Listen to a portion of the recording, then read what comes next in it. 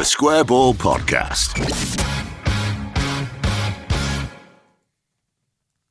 Welcome to the show. It's brought to you with Levi Solicitors, who will give you a 10% discount on your legal fees at levisolicitors.co.uk/the Square Ball. So we've just gone to Anfield, we've beaten Liverpool, and it reminded us of another memorable occasion when exactly that thing took place. Talking 14th of November 1998, Leeds United were in the very early stages of David O'Leary's time as manager, as George Graham had departed the club the month before, and Leeds had just gone out of the League Cup to Leicester and the UEFA Cup to Roma, so only had the Premier League to concentrate on at this stage. Late in the game, Liverpool were leading Leeds United by 1-0. Then an 18-year-old homegrown striker came off the bench, scored a goal, and changed the game for Leeds. I'm Dan Moylan, along with Michael Normanton and Rob Conlon, and this is the TSB guide to Alan Smith scoring at Anfield.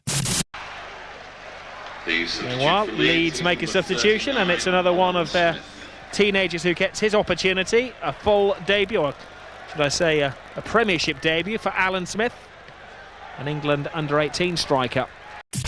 And there you go, Smithy enters the fray. We'll get to the actual goal in a minute or two. First, worth sort of colouring in the background here a little bit as to where exactly Leeds were, and Liverpool. Things were sort of getting exciting for us at this point. We'd had, George Graham had left, but we had sort of talk of young players, didn't we? And Kuhl was already fairly established at this point. There was Woodgate, there was Bowyer, there was McPhail. There was a lot of promise around it. But I'll be honest, I don't remember Alan Smith from this time. I remember him coming on at Anfield and it being a bit of a like, who the fuck's this? Yeah, this was the springboard though, wasn't it? Because we were sat in 6th at this point in the league, 8 points off Villa at the top.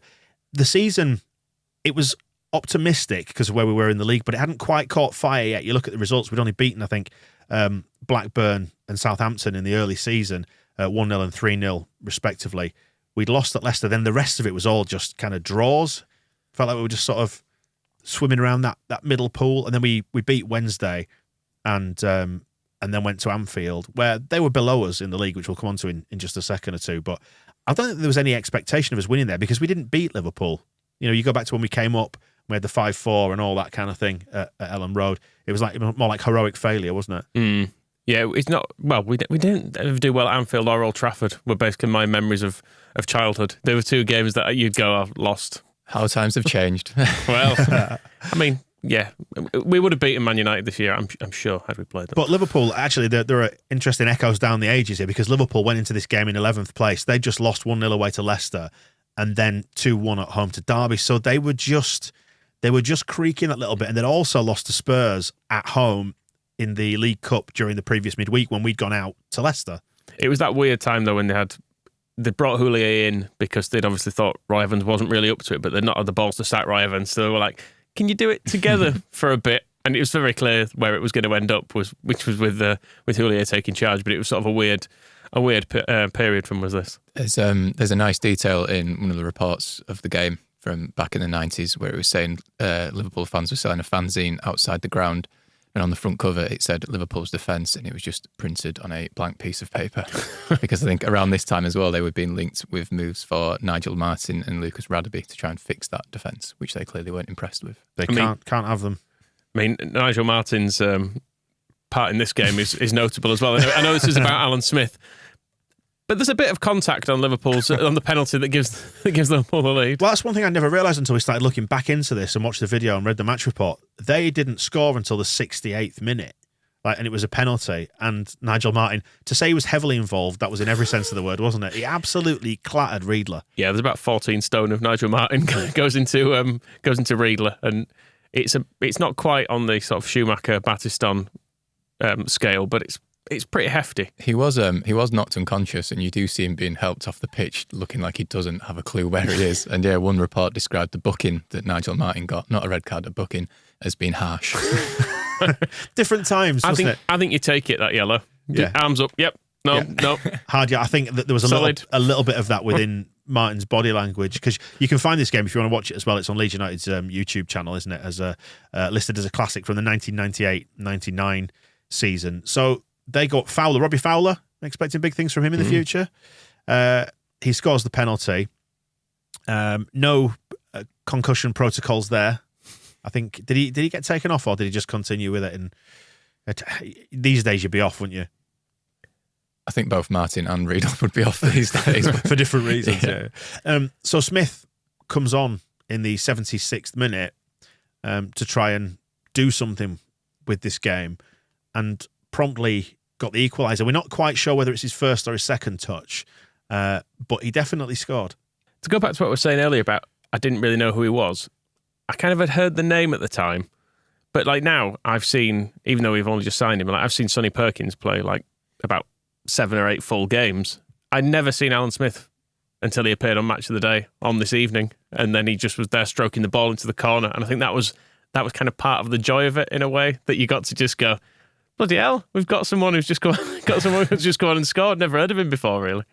What was nice about this goal as well is that you'll hear from the clip I'm going to play in a second of it, is that it starts up the other end of the field when Liverpool are pushing forward. With an absolute stonewall penalty.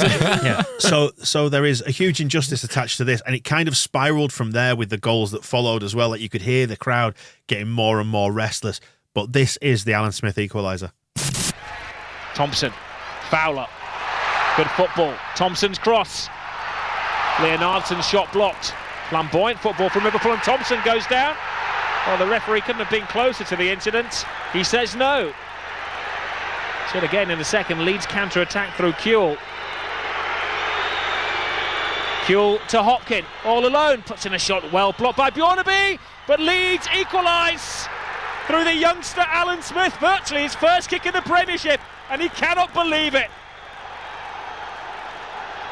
He's been on the field about 4 minutes. He hadn't had a kick until then, and then he showed his promise with an instinctive goal at the Kop end. What a moment. What a moment. It was a good moment, wasn't it? And he took it with such aplomb. I mean, Hasselbank's goals that followed were taken really, really well as well, weren't they? But for a kid of 18 to just come off the bench and just slot this one across the keeper into the far corner, I thought was really well taken. He looks so young as well. Like he looks such a 90s teenager. His haircut is mad. Because this is the era of the Puma shirt as well, with the Puma dancing logos down the sleeve. And those shirts, if you remember, were absolutely vast, weren't they? Particularly on a boy child. I mean, I was quite a chubby child, and mine still fits me to this day. So there was quite a bit of space in him. But yeah, I think how young he looked as well. My memories of it are that I was like 14 at this point, and it felt very much like Alan Smith was kind of he was like my man, because he was from Rothwell, which is in the kind of weird Leeds Wakefield. Don't you dare call it weird. Weird Leeds Rothwell the hinterland. Wakefield. It's the perennium, isn't it? Yeah, it's the kind of disputed territory. Is it Wakefield? Is it Leeds? But it's the DMZ. Growing up in Wakefield and having like just a normal sort of lad with floppy hair in the team, it felt really fun. Very relatable, wasn't it? Yeah, it was, and I think that was the thing with a lot of this team. But he was the most Leedsy bit of it at the time, even though he was a Liverpool fan. Yeah, I was going to say history has rewritten that a little bit, that he was a Leeds fan growing up, but we are laying claim to a different version. It's really strange how history's rewritten a lot of this, because I grew up in Rothwell and went to the same school as Alan Smith, and I had to ring my dad about this because I didn't know whether I'd just said it that many times. It's not. Which school was it? It was Rothwell Victoria, the junior school I went to. He also went to, but then he went to Ridillion High School, which is where my sisters went, but I didn't. But I was only 4. Did you not pass the entrance exams? Or what was it? Oh yeah, they won't let me in.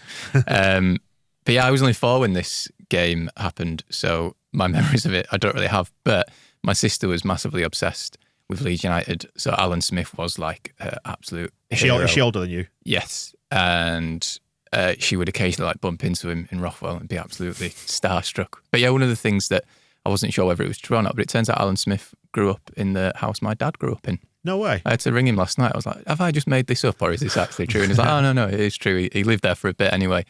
But yeah, so growing up in Rothwell, even before I was into Leeds United, all I knew about Leeds United was like Alan Smith, basically. And actually, like the way I thought this was the winner, because I think it was just, it's got that sort of cult status, hasn't it? And I just think in my head, I thought it was the winner. It must have been the winner. It's got this weird status to it. But yeah, I didn't realise Hasselbaink then goes and scores twice to win the game. Yeah, and that's after, so it's 79th minute when he scores this goal, after he's just come on. And then Hasselbaink scores another couple of minutes after that. So you've still got the kind of carryover from the injustice of the penalty at the other end when we equalise and then go in front and then score again to absolutely put it to bed in the 86th minute. So we've gone 79, 81, 86, game done and dusted. It's Hasselbank's first as well to make it 2-1. David Hopkins who's basically fighting with Liverpool's midfield in back play, and you see, I think it's Paul Ince pushes him over, and he's kind of scrapping with Leonardson, who looks absolutely terrified by this ginger Scottish man screaming in his face. David Hopkins was a fairly terrifying looking man, wasn't he? If you're going to have a fight with him, you would look at his face and think, he's nothing to lose, this guy. He'll do anything. If he's stumbled out of a nightclub, he's come out of Barrowlands in Glasgow or something like that at 3 a.m. and he confronts you in the street, you just run off into the shadows, don't you? Yeah, he used to play without his teeth in, didn't he, as well? So that it really did create a... If you've only seen the manager, David Hopkins, he tends to have false teeth in these days. Not the Instagram generation. No, I mean, he's not a man for Instagram, I suspect, isn't David Hopkins. But yeah, he went on to have some beef with David Thompson later in his career. Is that right? Yeah, so I wrote about this last season because I'd watched the highlights back and I'd spotted him fighting with Liverpool's midfield and not realised it before. And then reading into it, it was David Thompson who clearly dived for that penalty shout in the build-up to Smith's goal. I mean, it is a penalty, isn't it? Probably, yeah. But yeah, I think it was a reserves game where David Hopkins was playing for Bradford by that point. David Thompson tells a story of being absolutely clattered by Hopkins and ending up with his face in the turf and having a bit of a scrap with him.